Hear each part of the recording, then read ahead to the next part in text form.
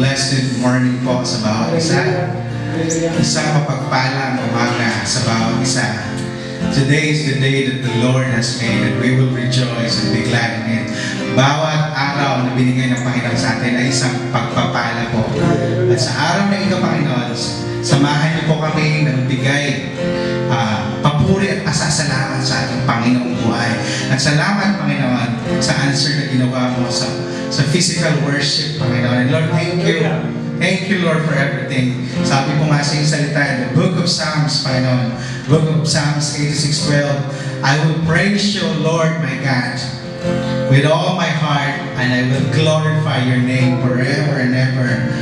At sa araw na ito, tayo po ay magpagay, pasasalamat at worship sa ating Panginoon. Because tunay at mabuti po ang Panginoon at napakadakila. God is faithful sa buhay ng bawat isa. Thank you, Lord, for everything, Panginoon. Lord, as we give worship and honor, Lord, may your name be glorified, Panginoon, in the midst of congregation, Panginoon.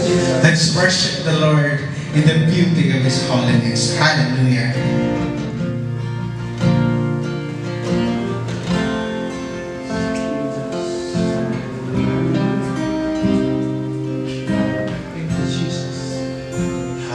Let's worship the Lord.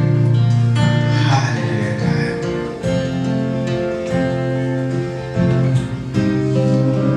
It's a hard worship, Lord. I'm coming back to the heart of worship, and it's all about you. It's all about you, Jesus. I'm sorry, Lord, for the things I made it. When it's all about you, it's all about you, Jesus.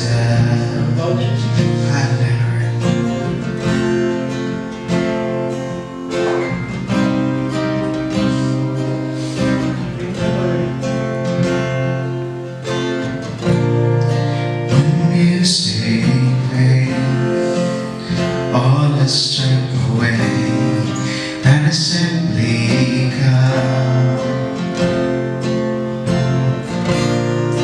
Lord, just to bring something that is wrong, that will bless your heart.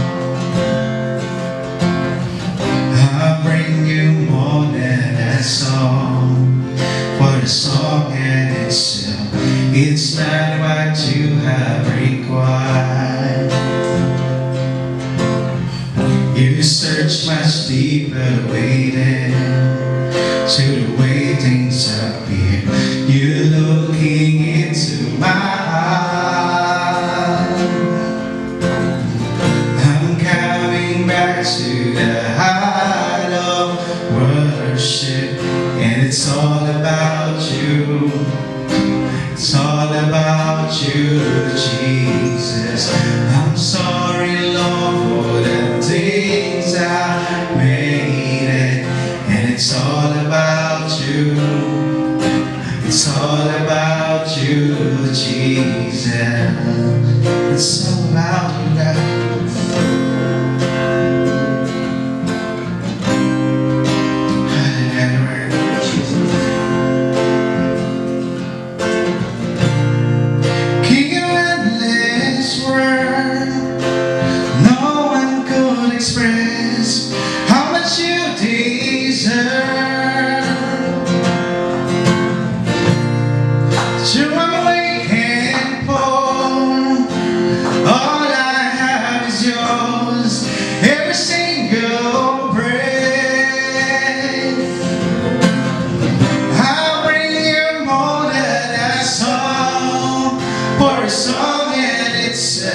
It's not what you have required. You search much deeper within to the way things have been. You're looking into my heart. I'm coming back to the heart of worship, and it's all about you. It's all about you, Jesus.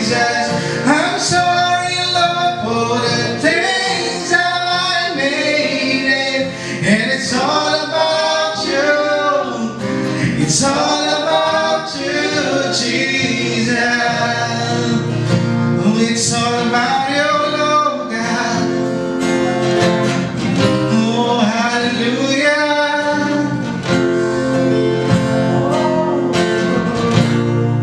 King of endless world, no one could express how much you deserve. True, I'm waiting for. All I have is yours. Every single breath. I bring you more than a song. For a song in itself, it's not what you have required. You search much deeper within. Through the way things appear, you're looking into my heart. I'm coming back to the heart of worship, and it's all about you. It's all about you, Jesus. I'm sorry, Lord, for the things I made it, and it's all about you. It's all about you, Jesus. I'm coming back to the heart of worship, and it's all about you. It's all about you, Jesus. I'm sorry, Lord, for the things I made it, and it's all about you. It's all about you, Jesus. I'm coming back to the heart of worship, and it's all about you. It's all about you, Jesus. I'm sorry, Lord, for the things I made it, and it's all about you. It's all about you, Jesus. It's all about you, God. It's all about you, God. Oh, I'm coming back to the heart of worship, Lord. It's not about a song, Lord. It's all about you, Lord. You're looking to our heart, God, and it's all about you. One name is standing in the end. One name will be lifting in the end. His name is Jesus. His name is Jesus. It's all about you, Lord. It's all about you, God. Your name will lift it up and up. Your name will be glorified. Oh, one name will lift it up. One name will be standing, and his name is Jesus. Oh, Lord God, we worship you, Lord. We give you highest praise, God. Hallelujah.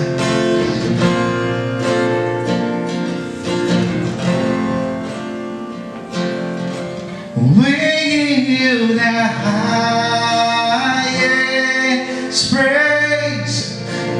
We give you the highest praise. We give you the highest praise. Jesus, my Savior, you are worthy of it all. We give you the highest praise. We give you the highest praise. We give you the highest praise. Jesus, my Savior, you are worthy of it all. We give you the highest praise. We give you the highest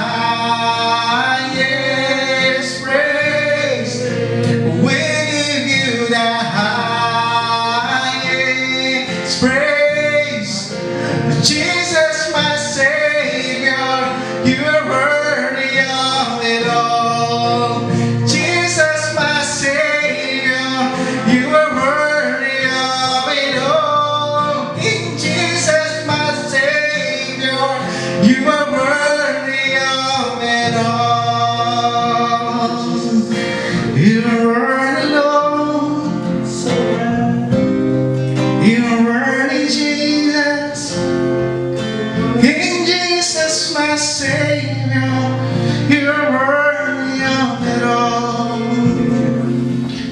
Hallelujah, Lord. Yes, Lord. Yes, Lord. Yes, oh God. Hallelujah. We're coming back. The heart of worship, oh God. Yes, Lord. We thank you and we glorify you once again this day. Tunay nga po, Panginoon, kumilos ka sa aming kalagitnaan. And Lord, as we listen to your word, Father God, give us the anointing. Give us the wisdom, the knowledge and understanding that all coming from you alone, O God. And as I speak, O Lord, sa umagang ito, tunay nga po, every words that will come out from my mouth, ito po ay nagmula sa iyo, nanggaling sa inyo, Panginoon. Tunay nga po, ako'y nagpapasalamat, O Diyos, dahil sa pribileyo na pinagkatiwala mo muli sa akin. At patuloy na ako'y nagpapakumbaba, Panginoon.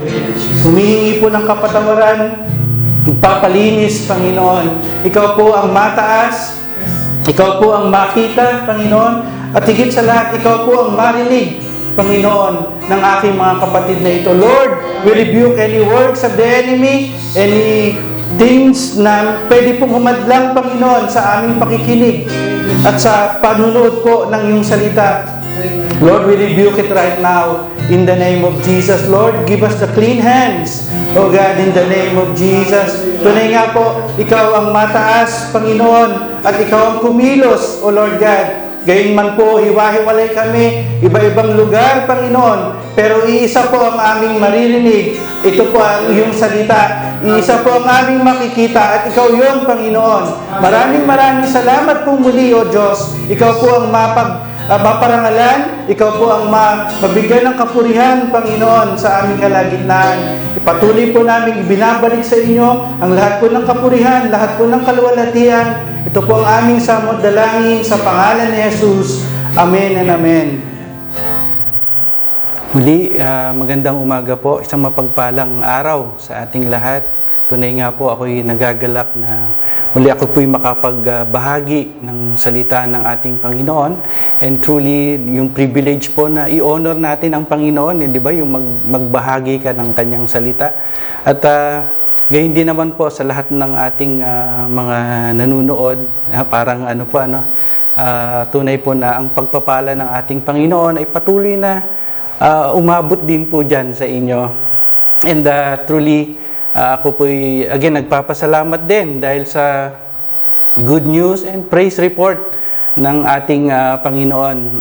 Alam niyo po ba, inunahan ko na po yung ating mga pastor na magbalita sa inyo. Alam ko naman po na ito ay nabasa na natin doon sa ating Facebook account na tayo po ay magkakaroon na ng physical, physical worship. Alam ko na gayon po ang inyong kasiyahan na muli tayo ay magkakita-kita na naman. By next month, February 5, ito po ay naniniwala ako na ito ay itinalaga ng ating Panginoon. Appointed time talaga na tayo ay muling magkita-kita sa lugar na ito. And siguro sabi ng Panginoon, masyado nang nagiging itong mga anak ko ay komportable na sa panunood lang.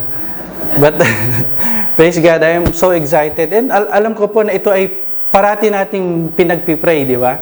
So masyadong mahaba na po yung but see you next month. So, ihanda po natin ang ating mga sarili. Unang-unang ating mga puso. And even, Lord, yung ating mga katawan sa muli pag-attend natin ng gawain ng ating Panginoon. Purihin ang Panginoon. And today, let me share to you about, bago po yun,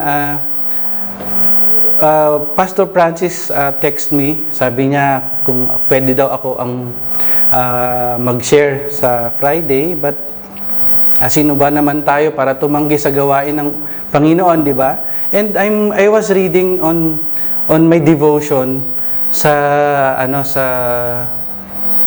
Isaiah 26, and the title of that devotion is about unbreakable faith. So tamang-tama, Panginoon, sabi ko, Lord, ito po yung gusto kong i-share sa inyo sa Friday, unbreakable faith, di ba? Parang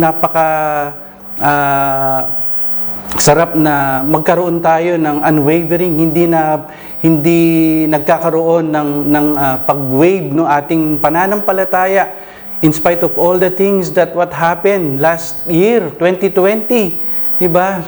The Lord, still we can say that the Lord is good all the time, and all the time God is good. Yung mga pinagdaanan natin, alam ko lahat tayo naapektuhan ng pandemic na ito. Simula pa lamang po ng taon, year 2020, January, pumutok na yung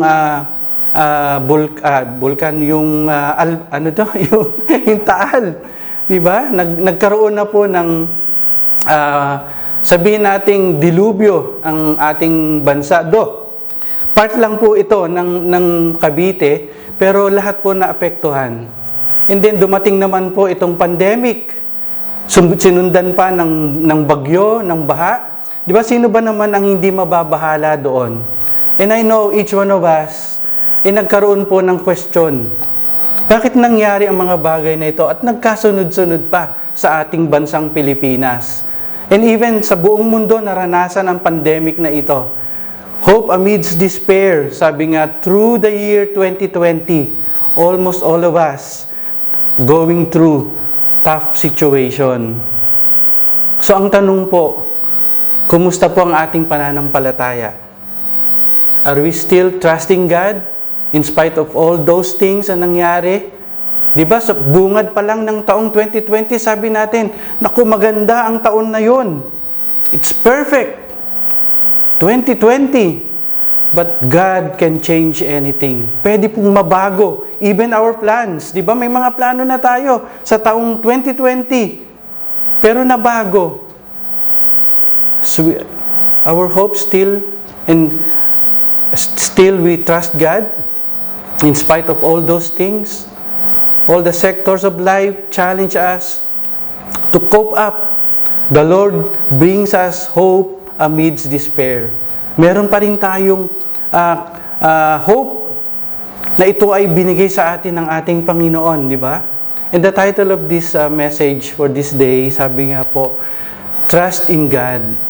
At gusto ko din pong ipasok yung unbreakable faith, yung devotion ko po nung January 19. Sa Isaiah 26, ang ating text, verse 2 to 4, Open the gates, that the righteous nation, which keeps the truth, may enter in. Verse 3, You will keep him in perfect peace, whose mind is stayed on you, because he trusts in you.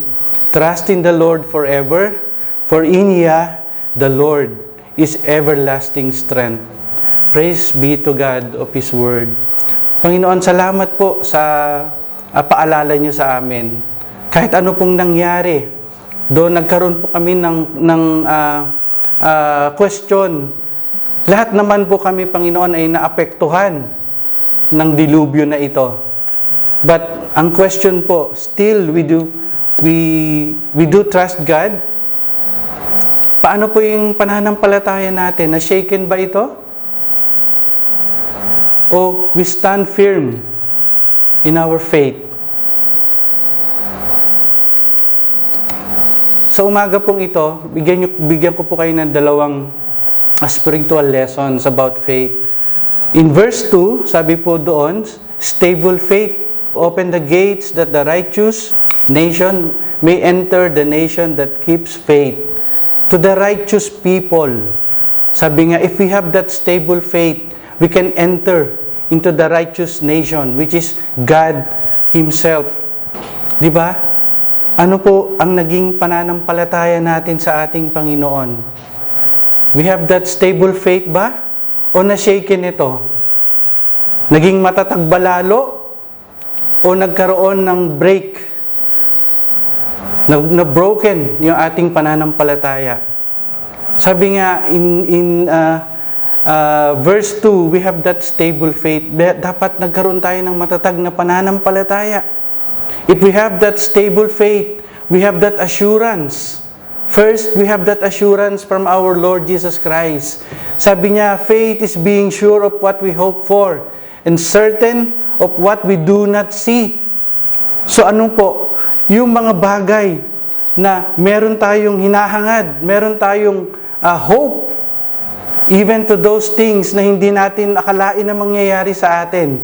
And that is in Hebrew 11:1. Sabi niya, faith is being sure. Meron tayong assurance sa ating Panginoon. Kasi po napaka-imposible na kung wala po tayong pananampalataya, paano natin mapiplease ang ating Panginoon? It is impossible to please God without faith. Kung hindi stable yung pananampalataya mo, paano mo mapiplease ang ating Panginoon? Na-shaken yung faith mo dahil sa nangyari nung year 2020. Do we still have that faith, stable faith? And that assurance give us na binigay sa atin ng ating Panginoon. God looks for the unbreakable and stable faith. Ang pinaka-the best example po dito is si Abraham. And you know the story of Abraham, di ba? Sabi ng God sa kanya, I will make you a father of great nation. Paano mangyayari yun? Sabi ni Abram, at that time, and even Sarah, di ba? Paano mangyayari yon at our age? Sabi nga, but still, their hope is in God. Hindi na shaken yung pananampalataya nila. Kahit na wala nang pag-asa na magkaanak si Abraham, pero ang ginawa niya, nanalig siya sa Diyos. Bakit?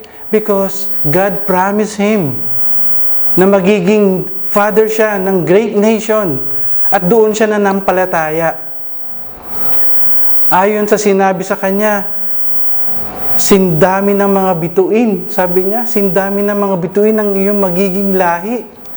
Hindi manghihina ang kanyang pananampalataya. Hindi nanghina yung pananampalataya ni Abraham. Bakit? He have that assurance. Pinangakuan siya ng ating Panginoon.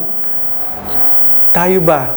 Pag pinangakuan tayo ng ating mga asawa, meron ba tayong assurance? Pag pinangakuan tayo ng ating mga magulang, we have that assurance. Pero pag ang Diyos ang nagsabi, our hope is in Him alone. Magtiwala tayo. Kasi at that time, isang daan taon na si Abraham, di ba? Hindi siya nag-alinlangan sa pangako ng ating Panginoong Hesus. Salip, lalong lumakas yung pananampalataya niya. He prayed that God will give him that hope, yung assurance na yon. Dahil ito ay ipinangako ng ating Panginoon sa kanya. I remember that time na si Sisnet ay nagkaroon po ng sakit, di ba? Parati po namin pinapatugtog yung kanta yung awitin ni Pastor Roman Guevara, yung pangako niya, di ba? So pinanghahawakan po namin yon. Hindi po kami nagsawa na manalangin sa ating Panginoon. And nakita nyo naman po, kasi kami po ay nanatili sa kanyang mga pangako. Hindi po na-shaken yung pananampalataya namin yun. For the glory of God, I am not boasting myself. Kami po ay nanampalataya na siya ay pagagalingin. At ito po, ang pangako ng ating Panginoon. Glory to God po. And even Caleb and Joshua, di ba? Sabi ng Panginoon sa kanila, ibibigay ko sa inyo yung land full with milk and honey. So, yung assurance kay Caleb and Joshua, pinanghawakan nila yon. Kasi, meron silang pananampalataya sa ating Panginoon. God has pleased with us, sabi ni Caleb and Joshua. na sigurado ako itong pinangako na lupain na ito ay ibibigay sa atin ng ating Panginoon. David says, sunod naman po, you have that assurance. And of course, kung tayo po ay meron pananampalataya sa ating Panginoon, meron tayong pagtitiwala. We have that trust sa Kanya. Di ba? Saan tayo nagtitiwala? Sa ating karunungan ba? Sa ating kayamanan? Kung ano yung meron tayo ngayon? Especially last year again, dun sa nangyari. Saan tayo nagtiwala? Sa ating sarili? Kung ano yung meron tayo sa ating bangko? Some of us, merong mga nawalan ng trabaho, especially in our brethren. May mga nabawasan na sweldo, di ba? Paano po yun? David says, some trust in chariots and some in horses, but we trust in the Lord our God. So we rise and stand firm. Kita niyo po yun? Even David, di ba makapangyarihan at that time, the king. Pero yung pananampalataya niya at pagtitiwala sa Panginoon, hindi na shaken. He stand firm. So yung pong nangyari sa atin last year, do we still have that stable faith in our Lord Jesus Christ? Do we still trust in the Lord, our God? And another thing na meron po tayo na ipagkakatiwala sa atin ng ating Panginoon is that confidence. First, if we have the stable faith, we have the assurance, and we have the trust from the Lord. And third, the confidence. Though an army besiege me, kahit may mga kaaway na dumating sa buhay ko, may mga problema na dumating sa buhay ko. Sabi dun sa Psalms, still David, I will be confident in God. Ano man yung mangyari, mga trials man ang dumating sa buhay ng isang Kristiyano, sabi ni David, I will be confident in God. So sa Kanya, sa Panginoon siya nagtitiwala.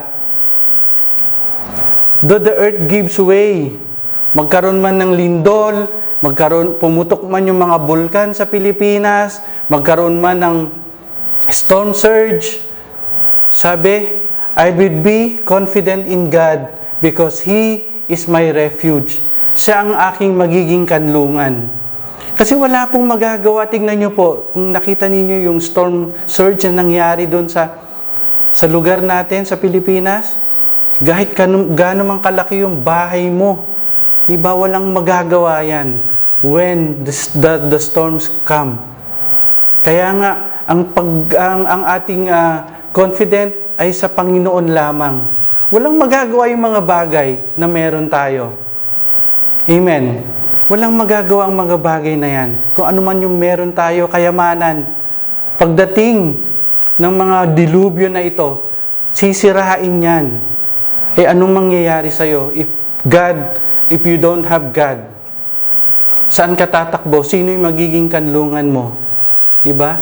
Kaya nga sabi dun sa Psalms 46:2-3, I will be confident in God because He is my refuge. Siya ang aking magiging kanlungan. Sabi dun po sa Prophet Habakkuk, sabi ni Prophet Habakkuk, ito po ay inawit niya sa ating Panginoon. Hayaan niyo pong awitin ko rin ito habang binabasa ko.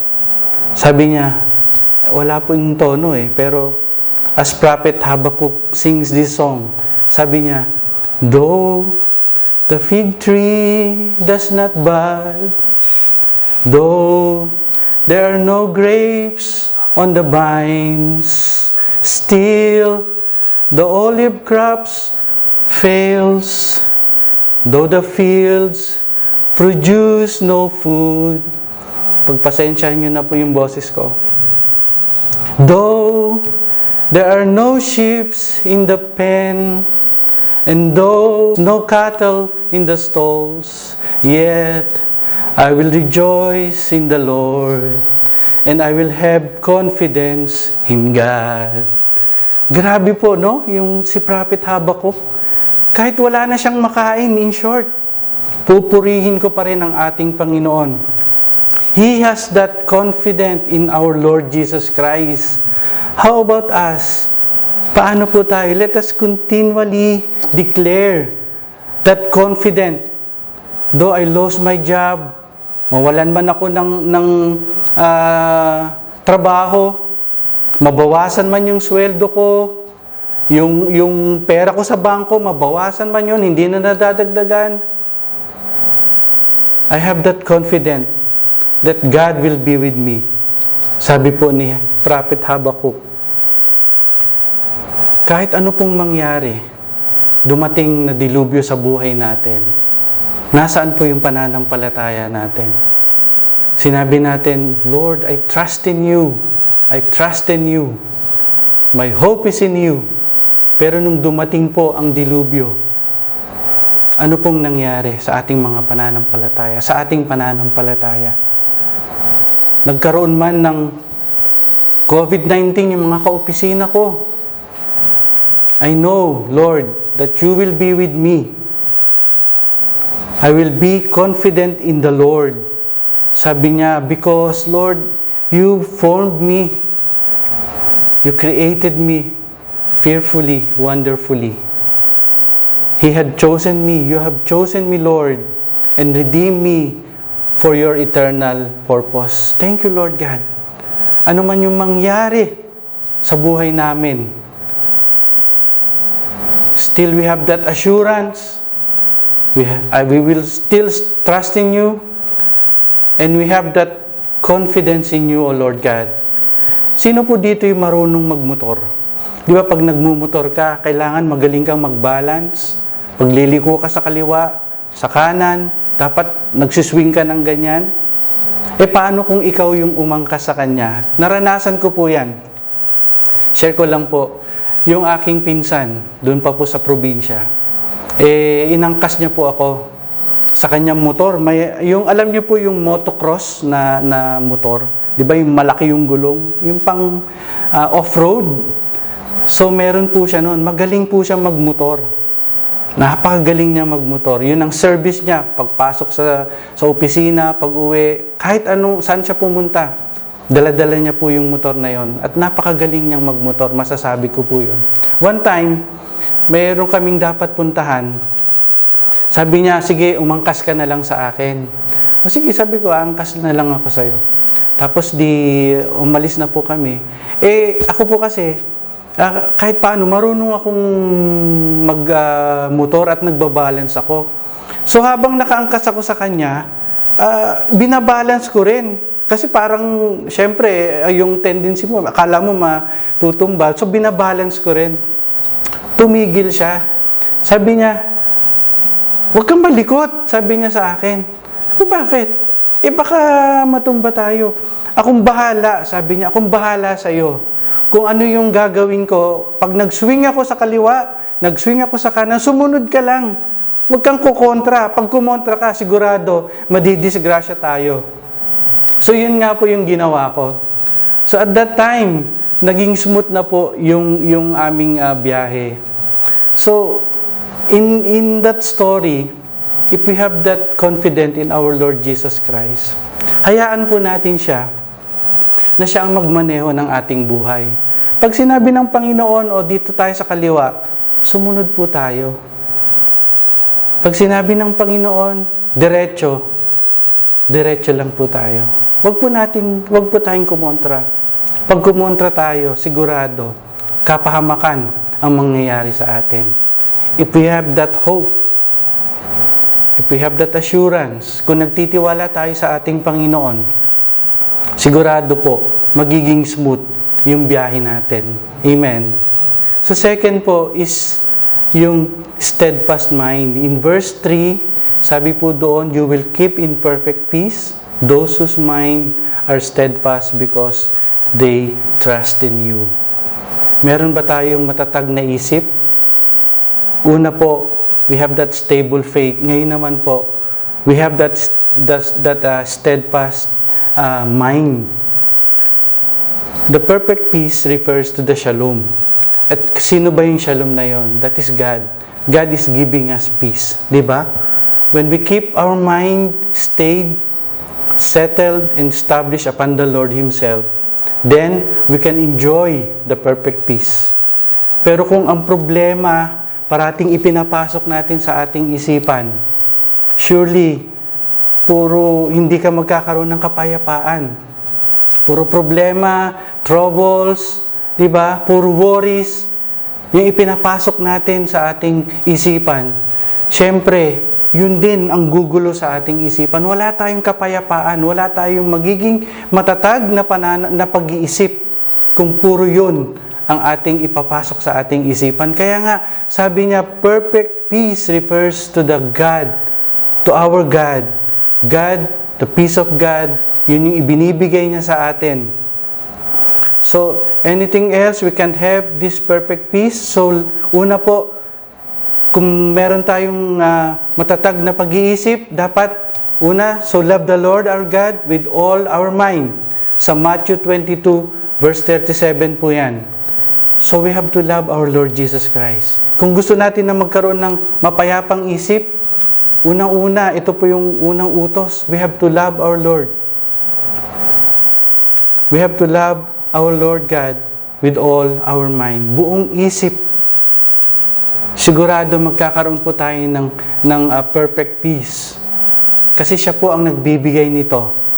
Sunod, we are transformed by the renewing of our mind. Sa Romans 12:2, kailangan itaon po natin parati yung mga pag-iisip natin. Kung ano yung ibinibigay at yung kung sinabi natin ipinagkakatiwala natin ang ating mga buhay sa ating Panginoon, so we have to renew our mind.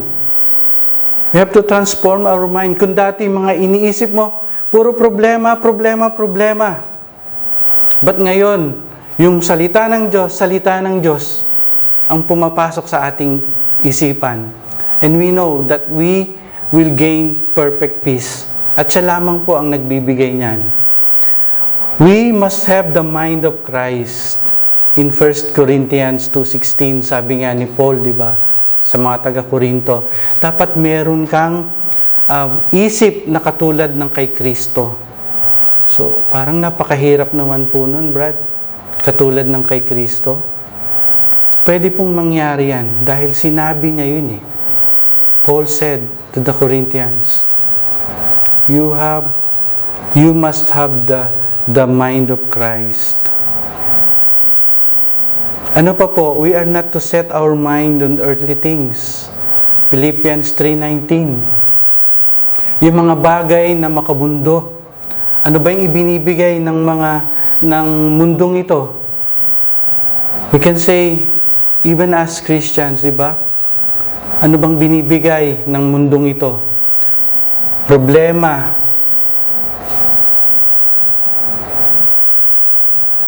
Mga problema. Puro problema. But, we have to set our mind on things above in Colossians 3:2. Parati nating ituon ang ating mga isipan sa gawain, sa salita ng Diyos, sa paanong paraan, sa pagbabasa ng kanyang mga salita, through our prayers, devotions. During the lockdown, at natigil po yung ating physical worship, kumusta po ang ating pananampalataya? Kumusta po ang ating devotion? Kumusta po yung Biblia natin? Nabubuksan pa ba natin? O tuwing Friday na lang, nanonood tayo ng ganitong service, ng recording, ng taping. Nanonood ka na nga lang kung ano-ano pa yung mga bagay na ginagawa mo, hindi pa tayo nakafocus. Salita po ng Diyos yung isinishare ng ating mga pastor. Habang nanonood ka ba, ito po'y question ka lamang. Hindi ko po kayo pinaparatangan. Habang nanonood ka ba, busy ka, kumakain ka, Naglilinis ka ng kwarto mo, nag-aayos ka, nagtatrabaho ka. Kumusta po yung pakikinig natin, panunood sa ating Panginoon, sa salita ng Diyos? Parang naging radyo na lang ito, pinapakinggan mo na lang siya, hindi nakatuon yung isipan mo, yung tainga mo na lang. Perfect peace belongs to the believers. Sa atin po yung perfect peace na yon. They have justified by faith and have peace with God through our Lord Jesus Christ, or in Christ. That's in Romans 5:1. Peace I leave you with you, my peace I give unto you. In John 14:27, this peace belongs to our God. Ito po yung ibinibigay niya sa lahat ng mananampalataya, sa lahat ng naniniwala sa Kanya. Sa tingin niyo po, pag ito ay ibinigay niya dun sa mga hindi nananampalataya, maiintindihan kaya nila ito? Di ba kaya nga, to those who believe in Him, to those who accept Him, we will have that perfect peace. Personal practice peace comes from the Prince of Peace, the Lord Jesus Christ. We don't have to work up peace. Naalala ko po yung preaching ni Pastor Leo na sabi niya, hindi mo kailangan i-work out yung faith mo. Ibibigay sa iyo ng Panginoon yan. Even pala yung peace na ito ay ibibigay din sa atin ng Panginoon. Kasi masyadong tayo po ngayon maraming isipin. Anxieties, na-stress tayo sa ating mga trabaho, di ba? Sa ating mga boss, even yung mga kasama natin sa trabaho. Ang dami nating worries. But because of our faith, because of that steadfast faith, we have that peace. We have that perfect peace given by our Lord Jesus Christ. Kahit na may problema na sa trabaho, sa opisina, ikaw okay ka pa. Meron kang peace of mind, di ba? May nabasa po ako. Sabi po ni Graham, sabi niya po doon, I am learning in my own life, day by day, to keep my mind centered on Christ. Kalain mo po yan, no? Si Billy Graham, araw-araw, gusto niya na tututo pa siya. As long as he continue to magkaroon siya ng peace sa ating Panginoon. Sabi niya, to keep my mind centered on Christ. The worries and anxieties and concerns of the world pass, and nothing but perfect peace is left in the human heart. Sa patuloy po na pag-aaral natin ng ating sa salita ng ating Panginoon, sa pagbabasa sa salita niya, di ba? Nagkakaroon po tayo ng kapayapaan. Ng lahat po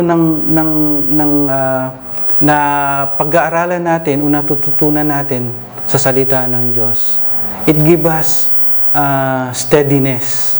Diba? Hindi tayo magkakaroon ng stumble. Ano man yung dumating na problema, hindrances, hindi tayo ma-stumble. You know why? Because we have that peace. Alam natin yung kapayapaan na ibinibigay sa atin ng Panginoon. Siyempre, andun din po yung dapat meron din tayong pananalangin. Through prayer, we enter God's presence and experience a deeper fellowship with Him. Di ba? Sino pong nakakaranas nun? Every time na nananalangin tayo, di ba nararanasan natin yung kapayapaan ng ating Panginoon and even His promises, yung assurance natin na andoon, na ibibigay niya sa atin. Sabi nga, do not be anxious. Alam ko po, ang verse na ito, na alam nyo po, do not be anxious about anything, but in everything, by prayer and petition, with thanksgiving, present your request to God. Ano po yung sinasabi ni Paul dito? Anything, about anything, anumang bagay, lahat ng bagay, ibigay mo sa ating Panginoon ng may pasasalamat. At sigurado ko na ito ay ibibigay niya sa atin. Amen. Jesus Christ is the Prince of Peace in Isaiah 9:6. We live in an age of anxiety all around us. There is a great discrepancy between what we believe and how we feel. Di ba? Nagkakaroon po ng discrepancy. Yung mga bagay na nakikita natin, yung mga naiisip natin, and even yung mga nararamdaman natin. But perfect peace must be found in mind. Kailangan nasa ating isip yan, nasa emotions natin yan, nasa even in our will, in body, in relationships, and even circumstances. Kailangan nasa atin po yung perfect peace na yan. Paano mo masasabi na meron tayong kapayapaan? Paano mo masasabi na meron kang peace?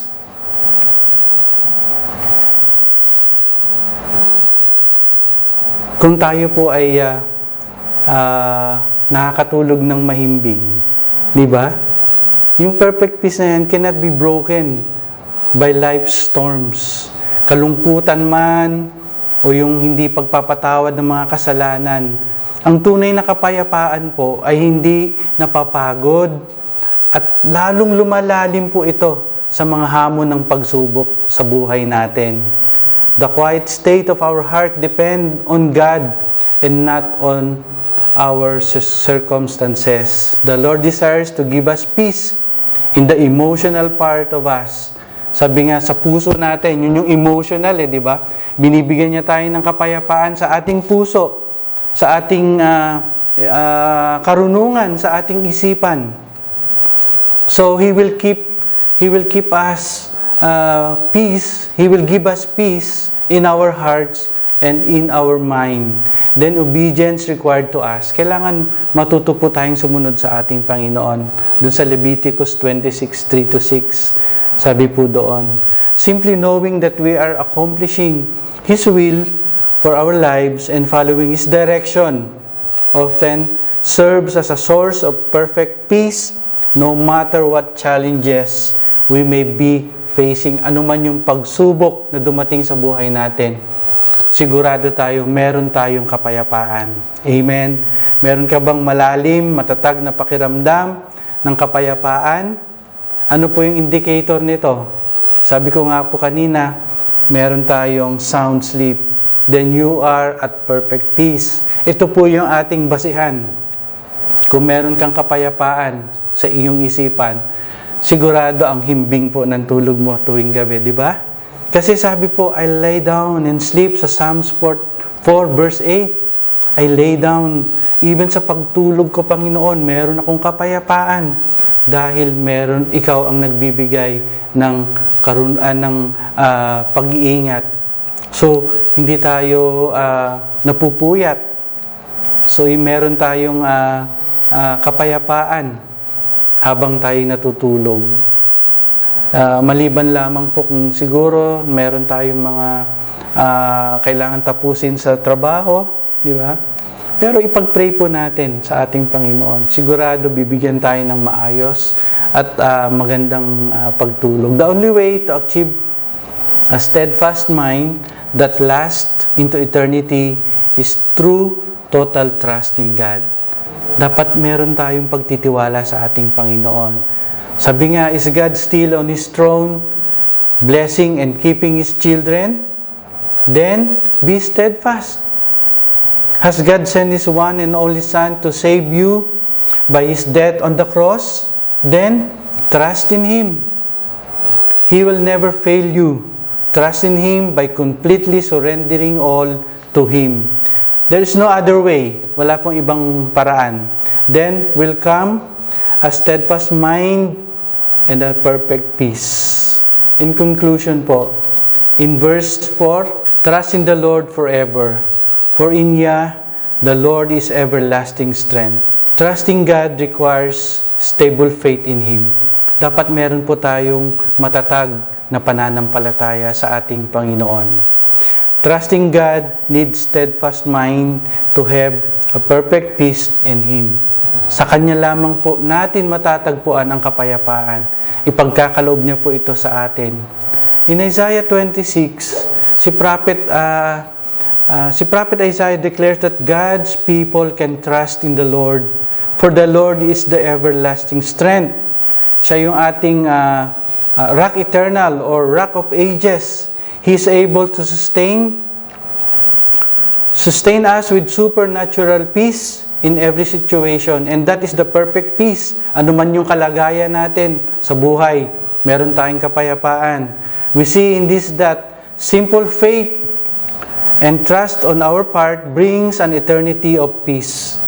Simple lamang po yung ating pananampalataya, even a simple faith, sabi niya, and a trust to our Lord Jesus Christ, we will have that eternity peace. He is our refuge. He is our very present help. In Him we have our very existence.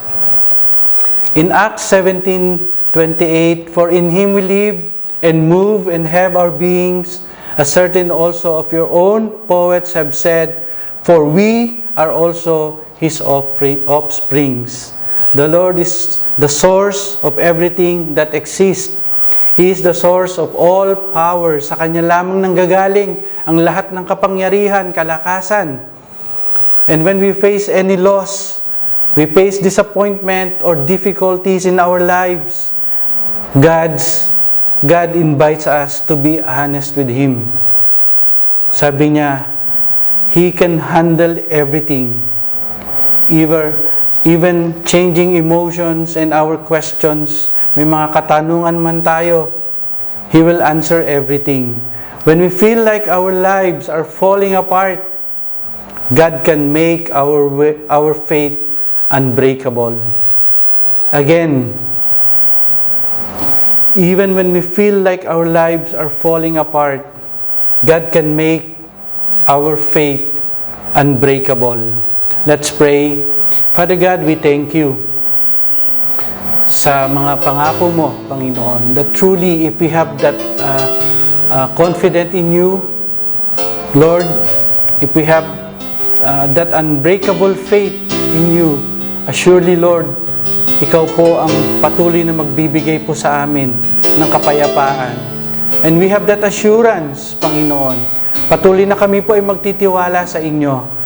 And even our confidence is in You alone, Father God. As You promise, O Lord God, You will give us perfect peace in the name of Jesus. Lord, tulungan Niyo po kami na ang aming mga pananampalataya ay maging matatag, Panginoon. And even, Lord, yung aming mga isipan ay maging stable, O Lord God, sa lahat po ng mga bagay, anuman pong dumating sa aming buhay. Kami po ay merong kapayapaan dahil sa sinabi Mo, You will be with us. Hindi Mo kami iiwan, hindi Mo kami pababayaan. Maraming salamat, Panginoon, sa lahat ng pangako Niyo na ito. And Lord, help us na hindi po mawalay ang mga salita Mo na ito. At patuloy na tulungan Niyo po kami na maipamuhay po namin anuman po yung mga bagay na naririnig namin o yung mga salita Mo, Panginoon, na pumapasok po sa aming isipan, sa aming puso, Panginoon. Dalangin po namin na Ikaw po ang patuloy na mag-ingat at maggabay po ng lahat ng ito. Gamitin po namin ito sa tuwing kami po ay magkaroon ng problema, kami man po ay humarap sa mga bagay na hindi po kanais-nais sa aming mga buhay. Panginoon, gamitin po namin ang mga salita Mo na ito upang magkaroon po kami ng kapayapaan. Nang lahat po ng ito ay mapagtagumpayan namin sa tulong Mo. At Ikaw lamang po, O Diyos, ang siyang patuloy na magbibigay sa amin ng kalakasan. You will never leave us nor forsake us. And Lord, we ask that You will be our guide. Lord, patuloy na keep us under Your hedge of protection, that there will be no weapon formed against us will prosper in the name of Jesus. Salamat po for giving us that unbreakable faith, O Lord God. Ito po ay nanggaling sa Inyo. Ito po ay patuloy na gamitin po namin. Ito po ay maging kalakasan namin, O Lord God. Your promises will never change, O God. Hindi ka nagbabago. Ikaw ang Diyos noon, Ikaw ang Diyos ngayon, at Ikaw ang Diyos magpakailanman. Ito po ang aming samot dalangin sa pangalan ni Jesus. Amen and amen. Let us welcome this year by keeping Jesus Christ. as a focal point of our celebrations. May we all have a great year and a wonderful time ahead. On behalf of your Jesse and GIM family,